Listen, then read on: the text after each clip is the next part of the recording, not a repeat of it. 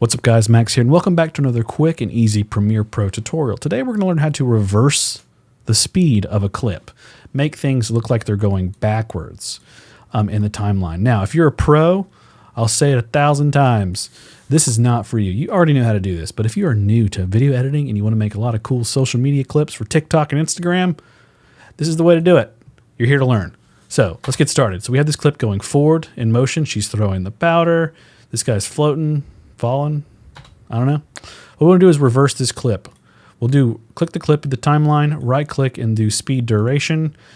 Tick the reverse right here and click OK. From here, the clip has been reversed. No big deal. That's how you do it. But what you can do is go to speed and duration, and I'll explain the options here.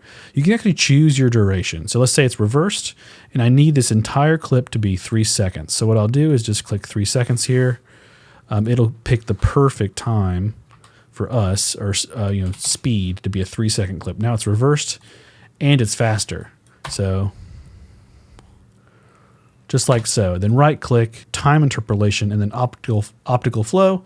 It'll blend the frames together a little bit and make it smoother. It'll just look nicer. So yeah, that's kind of cool. Not a bad thing here. Couple little tips. Hope it helped. As always, guys, I'm Max.